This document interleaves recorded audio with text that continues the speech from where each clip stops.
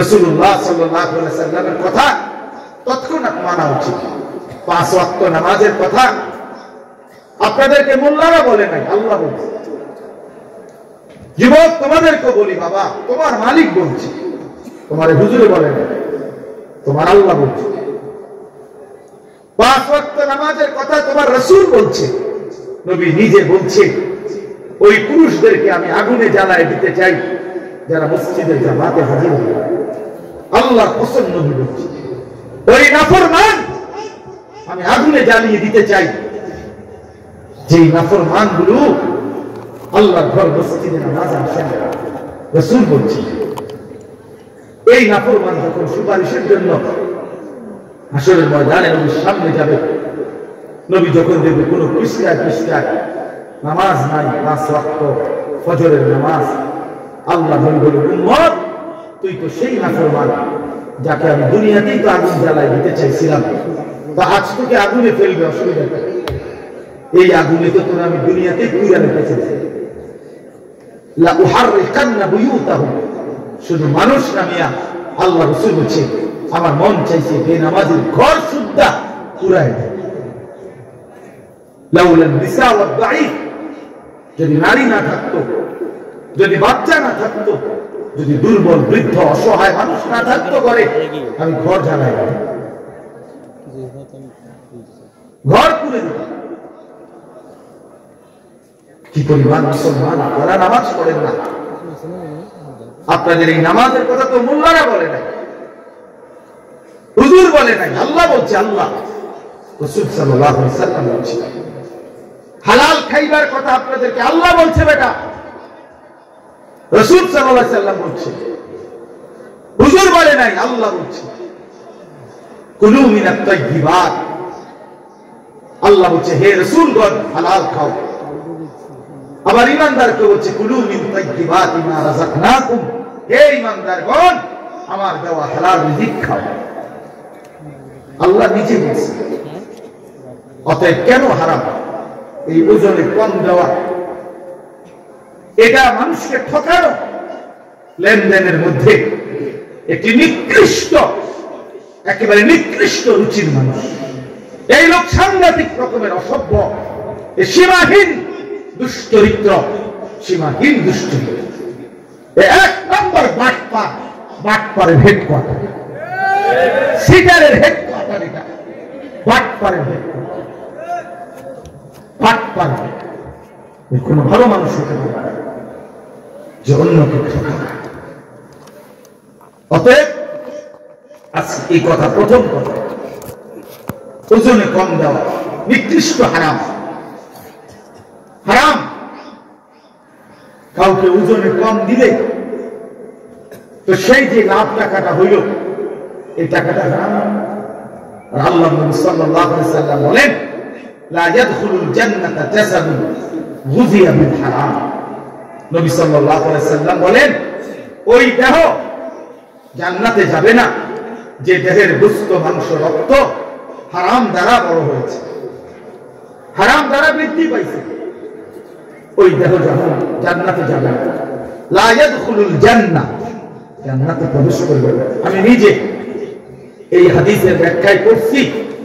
এই বাপ সবাই শুনেন, যারা তাদের ফ্যামিলিকে, স্ত্রী সন্তানকে হারাম টাকা, হারাম রোজগার, সুদের টাকা, ঘুষের টাকা, কিস্তির টাকা, লোনের টাকা, হারাম টাকা ওজনে কম দিয়া ঠকাইয়া, বাটপারি, সিটারি করে, 2 নম্বরই, 6 নম্বরই, 9 নম্বরই করে টাকা কামাই করে যারা বউ বাচ্চাকে খাওয়ায়, তো এই বউ বাচ্চা এগুলোর শরীর, গোশত, মাংস, রক্ত তো ওই হারাম দ্বারা হইছে।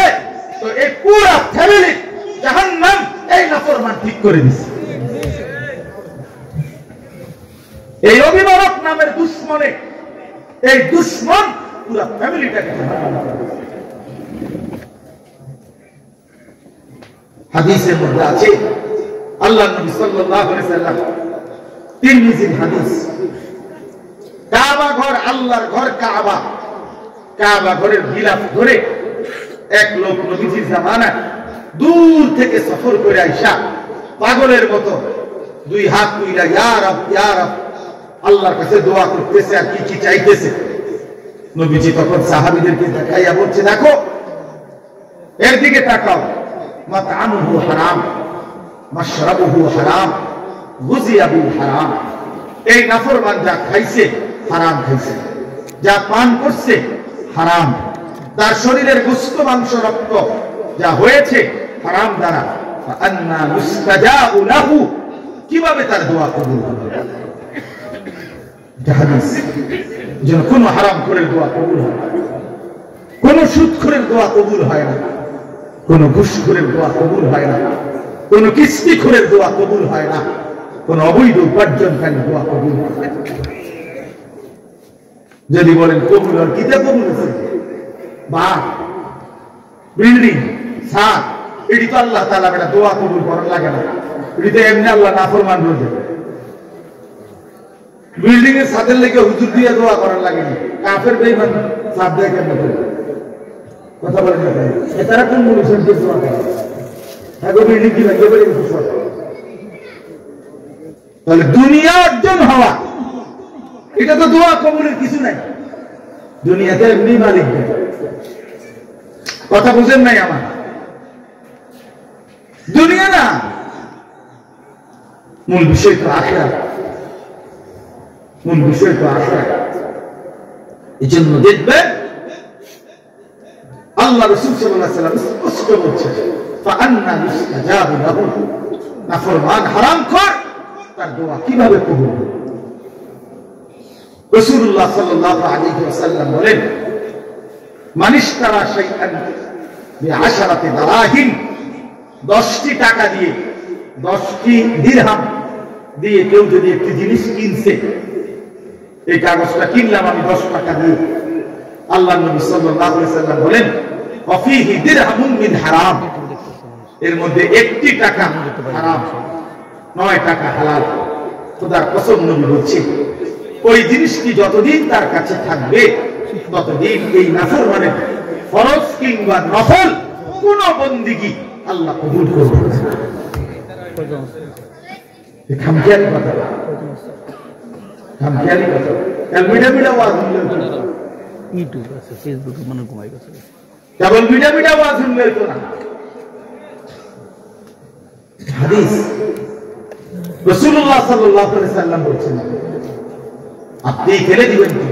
ইসলাম, নামাজ ঠিকমতো পড়া এটা যেমন ইসলাম, উপার্জন ঠিকমতো করা এটাও কি? এটাও মসজিদ, এখানে ইবাদত যেমন ইসলাম, বাজারে হালাল রোজগার করা এটাও দ্বীন, এটাও দ্বীন। এই জন্য বাবা হালাল উপার্জন সাংঘাতিক গুরুত্বপূর্ণ। কোরআন শরীফে আল্লাহ তাআলা একেবারে স্পষ্ট বলছে, তোমরা যদি আল্লাহর ইবাদত করতে চাও, ইন কুনতুম ইয়্যাহু তা'বুদুন, যদি আল্লাহর ইবাদত করতে চাও বান্দা, তাহলে প্রথমত হালাল খাও। কুলু মিন তাইয়্যিবাতি মা রাযাকনাকুম ওয়াশকুরু। এজন্য হালাল উপার্জন ইবাদত কবুলের পূর্ব শর্ত।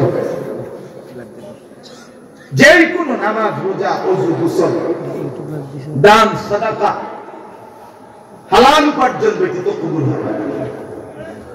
তিরমিজি শরীফ একটা হাদিসের কিতাব, 6টি বিশুদ্ধ হাদিসের কিতাবের একটি। এই তিরমিজি শরীফের প্রথম হাদিস, একেবারে 1 নাম্বার হাদিস, লা তুকবালু সালাতুন বিগাইরি তুহুরিন ওয়ালা সাদাকাতুন মিন বুলুল। পবিত্রতা ব্যতীত কোনো নামাজ কবুল হয় না। নবীজি বলছেন, হালাল ব্যতীত কোনো দান, সাদাকা কবুল হয় না।